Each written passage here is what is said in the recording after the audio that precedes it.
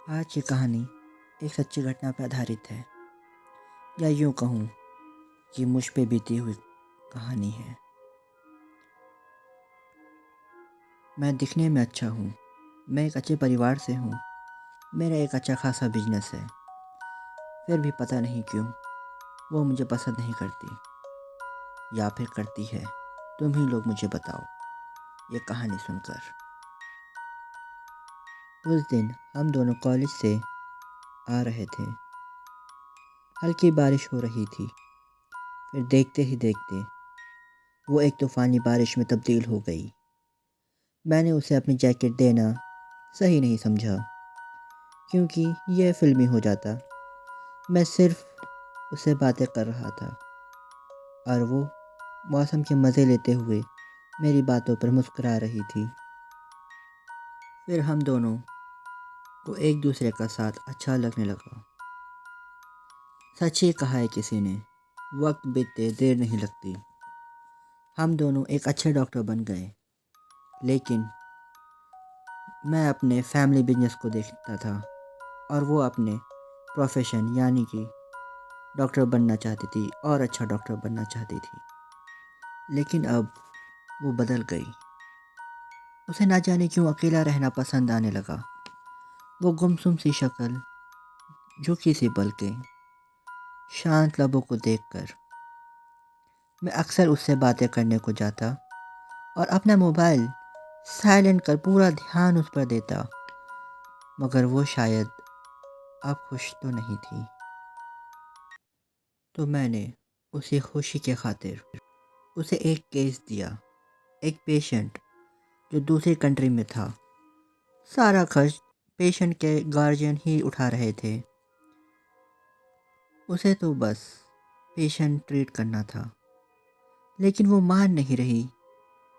लेकिन मैंने उसका हाथ थाम कर उसे मना लिया और अब वो मुझे पल पल की खबर दे रही है। उसने पेशेंट को देखकर ही फैसला कर लिया कि नहीं, वो उसे ट्रीट नहीं कर पाएगी। उसने कहा कि वो एक बहुत ही सीरियस केस है, लेकिन मैंने उसे समझाते हुए कहा और उसे भरोसा दिलाया, नहीं, तुम उसे ट्रीट कर सकती हो। और वो मेरी बात मान गई। उसने पेशेंट को ऑब्जर्व करना शुरू किया और फिर उसने उस पेशेंट के पेरेंट्स से बात करी कि ये पेशेंट कुछ तो अलग है, ये चुप रहता है, कुछ बोलता नहीं है। मैंने इसे बात करने की कोशिश करी, लेकिन ये बस कुछ बनाता ज़रूर है, कुछ स्केच करता है, कुछ पेंट करता है, कुछ तो आर्ट करता है जो कि समझ से बाहर है। लेकिन हैरत की बात तो ये थी कि उसके पेरेंट्स के पास तो वक्त ही नहीं था। उन्हें तो बस शायद पैसा ही कमाना था। और अब उसने एक अच्छे डॉक्टर की तरह उस पेशेंट को फॉलो करना शुरू किया। उसे ऑब्जर्व करते हुए उसका पीछे की गई, उसकी हर एक हरकतों को ऑब्जर्व किया। उसने मुझे बताया, हाँ, उसने मुझे बताया कि किस तरह से वो बच्चा हरकतें करता है, क्या क्या करता है। उसने देखा कि वो बच्चा कहीं तो जाता है, किसी एक जगह जो बहुत ही ख़राब सी थी, बहुत ही अजीब सी स्मेल आती थी वहाँ से। लेकिन वो बच्चा बिल्कुल भी डरता नहीं, घबराता नहीं। बस शायद उसे कुछ यादें या फिर कुछ तो था जो वो जाता था। लेकिन वो भी एक अच्छी डॉक्टर की तरह उसका पीछा नहीं छोड़ती थी, उसके साथ रहती थी। उसने देखा कि वो बच्चा किसी एक दीवार के पास जाता था और वो उस दीवार से बातें किया करता था। हाँ, उसने उसकी आवाज़ सुनी, उसके बोलने का ढंग देखा। लेकिन वो अलग बात है कि वो समझ नहीं पाई कि वो बच्चा क्या कह रहा है, लेकिन कुछ तो कह रहा था।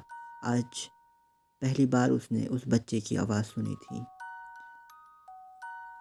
वो बच्चा, हाँ, वो बच्चा उस दीवार को कुरेदता रहता था। हालांकि कुछ होता तो नहीं था, लेकिन वो बातें भी क्या करता था, पता नहीं क्या। उसने एज ए बिंग डॉक्टर उसके पेरेंट्स से बात करी कि ये कुछ तो बोलता है, बातें करता है, लेकिन उसके पेरेंट्स ने बिल्कुल भी ध्यान नहीं दिया उसके ऊपर। और अब तक वो समझ चुकी थी कि उसे उस बच्चे के साथ क्या करना है। उसने बिना ही कुछ सोचे समझे उस दीवार को तोड़ दिया और कुछ अजीब ही देखा। उसने देखा कि वहाँ पे 2 लाशें जो कंकाल सड़ रहे हैं, उसमें से बहुत बुरी बदबू आ रही है। लेकिन उस बच्चे ने बड़ी ही मासूमियत से उस डॉक्टर की तरफ देखा और सिर्फ एक शब्द कहा, माँ, मॉम। अब ये सुन कर के वो रह नहीं पाई और उसकी आंखों में आंसू आ गए। उसने उस बच्चे को गले से लगा लिया और वो चाहती थी कि वो उसे उस हेल में से, उस जहन्नुम में से निकाल के ले जाए।